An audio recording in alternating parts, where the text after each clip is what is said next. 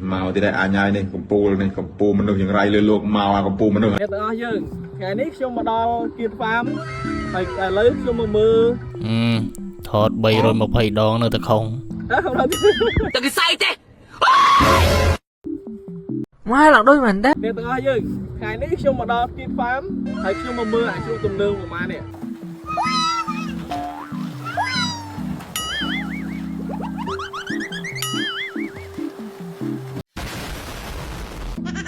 ចាំមើលវាច្រឡំដូចពូម៉ាក់ខ្ញុំអត់អូខេសួស្តីពុកម៉ែបងប្អូនពូមីងយាយតាលោកអាចារ្យគណៈកម្មការចំនួនជើងផ្សារគីឡូលេខ1ជាទីមេត្រីថ្ងៃនេះវិលមកវីដេអូថ្មីជាមួយនឹងអ្នក voice over ដដែលមុខដដែលរៀងដដែលម្ចាស់វីដេអូដដែលហើយក៏ម្ចាស់ channel ដដែលដូចក្បាលវីដេអូយើងបានបញ្ជាក់ហើយថ្ងៃនេះយើងធ្វើដំណើរទៅលេងគៀតហ្វាមដែលស្ថិតនៅជួរភ្នំជ្រាវហើយនេះគឺជាទេសភាពផ្លូវទៅភ្នំជ្រាវហើយនេះជាព្រឹត្តិការណ៍មួយដែលយើងកម្របានឃើញនៅក្នុងឆាកជីវិតរបស់យើងគឺព្រឹត្តិការណ៍គេស្រោចទឹកស្មៅអាយយកសាមរៃមកអញអត់បានអានេះឡើយហ៎ហើយបើយើងក៏លេចទៅមើលទេសភាពនៅខាងគៀតហ្វាមរបស់យើងវិញគឺមានសម្រស់ស្អាតមែនទែនគឺមានភ្នំបូករួមជាមួយនឹងវាលស្មៅហើយជាមួយនឹងសត្វជៀមបន្ទាប់ពីយើងទៅមើលទេសភាពដ៏ស្រស់ស្អាតនៅខាងគៀតហ្វាមហើយយើងមកមើលកន្លែងដែលគេដាក់តាំងលក់សម្រាប់យើងញ៉ាំអីហើយយើងត្រូវញ៉ាំអីសិនព្រោះពេលនោះរៀងក្តៅដែរយើងទៅលេងទៅក្តៅវាអាចខ្លោចដែរ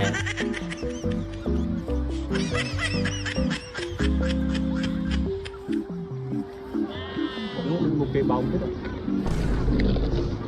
អាស្ទីលហ្នឹងអញត្រាប់អញវាយពី3នាក់ហើយអារបៀបនៅសុកមិនចង់ឯរតែកន្លែង3ក្បាលបោកទៀតអូអានោះគេចេះស្មៅហ្នឹងវាញ៉ាំទេនេះវាញ៉ាំចង់និយាយថាស្មៅហ្នឹងយើងស៊ីមិនបានទេឲ្យជាមវាហូបចុះខ្ញុំអត់យល់ទេប៉ុណ្ណឹង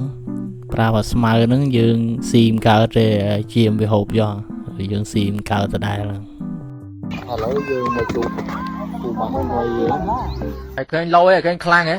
ហើយនេះជាក្លើថ្មីជាពូម៉ាក់ថ្មីដែលខ្ញុំទើបទៅរកបានមុខដូចគ្នានេះបើថាមុខអត់ដូចទៀតចប់ហើយមុខប៉ុណ្ណេះដែរហើយនេះគឺជាក្រុមជ្រូកទំនើងដែលខ្ញុំបានដាក់រហស្សនាមឲ្យថាជ្រូកទំនើងនេះគឺវាទំនើងទាំងរាងទំនើងទាំងមុខនេះក្រុមជ្រូកទំនើងតែមកដល់ឃើញក្រុមជ្រូកទំនើងតែឃើញជ្រូកទំនើងលេងទៅតែមកមកគេដល់លេងអញ្ចឹងដូចបានស្ដាប់ហើយដោយសារគេអត់ទាន់បើកជ្រូកទំនើងឲ្យលេងហើយយើងដើរមើលសត្វផ្សេងហើយឥឡូវយើងបានឃើញពពែទំនើងវិញថាមកមើលជ្រូកទំនើងឥឡូវឃើញពពែទំនើងidol ចាំថាជួប idol ជួយអ្នកទាំងអស់យើងថាមកមើលជ្រូកទំនើងឥឡូវឃើញពពែទំនើងច្រឡំដូចពូម៉ាក់ខ្ញុំចឹងពពែនេះមហាសែនទំនើងមើលរៀងវាមើលរៀងហើយបាន fan គេថតច្រើនចឹងធ្វើខ្លួនដូចតារាយើឈរដូចតារាចឹងអីគូម៉ែហើយបន្ទាប់ពីយើងបានមើលសត្វផ្សេងអស់ហើយជ្រូកទំនើងក៏ដល់ម៉ោងគេបើកឲ្យលេងដែរឥឡូវជ្រូកទំនើងចេញហើយតែឥឡូវនេះសឹកហ្វេនជ្រូកទំនើងសឹកហ្វេនជ្រូកទំនើងហ្វេនជ្រូកទំនើងឥឡូវជ្រូកទំនើងវាចេញមកហើយហើយចាំមើលជ្រូកទំនើងដល់គ្នាហើយនេះគឺជាក្រុមជ្រូកទំនើងឃើញថាខ្ជូតមែនតើរៀងគេឡើងក៏ដូចហើយក៏មាន fan ច្រើនដែរដូចបាននិយាយក្នុងវីដេអូអញ្ចឹងឥឡូវយើងទៅមើល fan ហូទាំងអស់គ្នា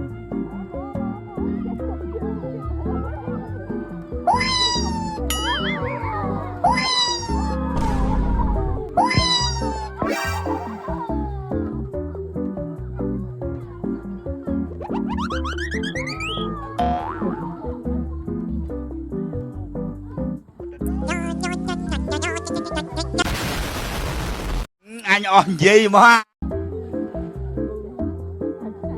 ឥឡូវនេះបានមកមើលជ្រូកទំនើងមែនទំនើងរបស់គេមែនជិលមុតទឹកដូចពូម៉ាក់ខ្ញុំចឹងហើ ហើយវីដេអូបេសកកម្មទៅមើលជ្រូកទំនើងនិងទៅលេងគៀតហ្វាមយើងក៏ដល់ទីបញ្ចប់ហើយយើងនឹងជួបគ្នានៅវីដេអូក្រោយដែលយើងទៅលេងខេត្តផ្សេងទៀតនិងកន្លែងស្អាតកន្លែងល្អផ្សេងទៀតអរគុណសម្រាប់ការទស្សនាហើយយើងនឹងជួបគ្នានៅវីដេអូក្រោយអរគុណ